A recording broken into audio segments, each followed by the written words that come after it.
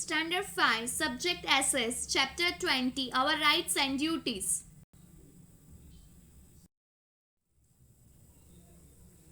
The Indian Constitution was passed by the Constituent Assembly on 26 November 1949 and came into effect on 26 January 1950. The Constitution is the supreme law of the land. Besides the English version, there is also an official Hindi translation of our Constitution. Every law enacted by the government must conform to the Constitution.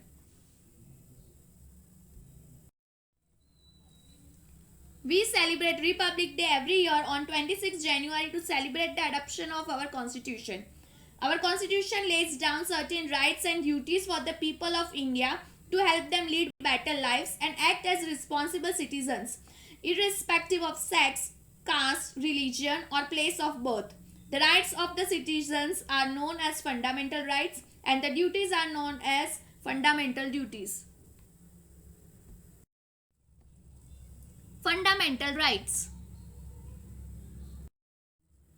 Right to equality. Our Constitution guarantees equality for all people of the country. No one can be treated unfairly on the basis of sex, caste, religion, or place of birth. However, the weaker section of the society are protected by some laws, for example, by reserving seats for them in schools, colleges, and government jobs. Practices such as untouchability are punishable by law. In the earlier days, rulers gave their subjects titles, which were positions with special rights. This has been since abolished. Right to freedom. Every citizen in this country has the freedom of speech and is free to express his or her thoughts. They can assemble peacefully without arms, form unions and associations, and move to and settle in any part of the country.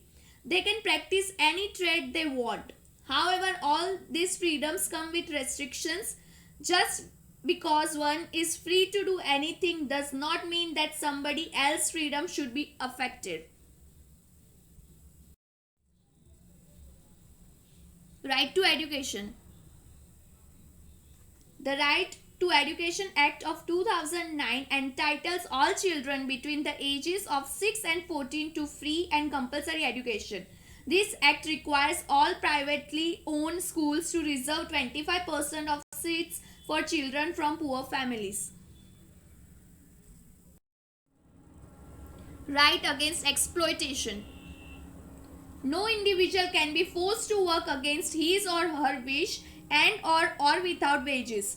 Children should not be forced to work. No child below the age of 14 years can be made to work in harmful places such as factories or mines. Right to freedom of religion. Every individual in this country is free to choose and practice his or her religion. All religions are treated alike. No one can be forced to practice any religion against his or her wish. Cultural and educational rights. India is a large country with many states which have their own language and culture. Every person in a country has the right to preserve, protect, and develop his or her own culture.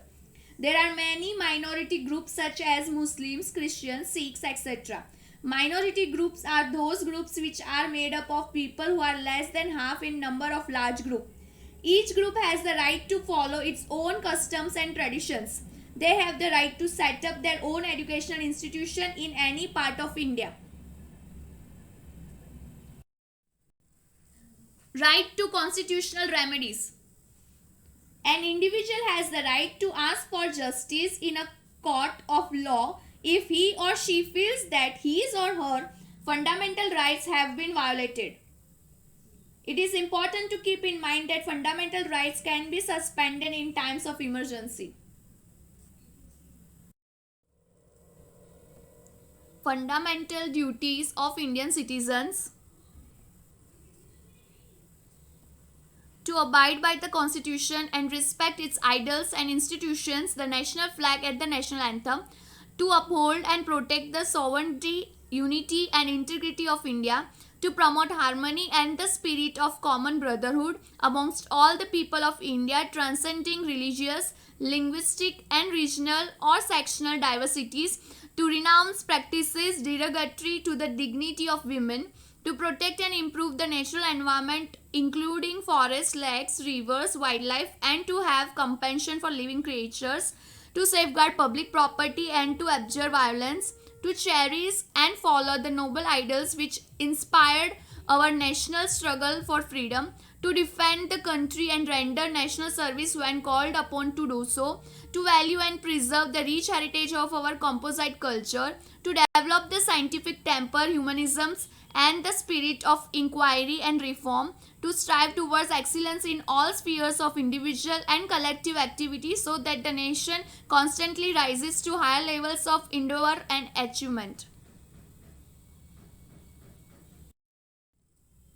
Directive Principles of State Policy Constitution of India.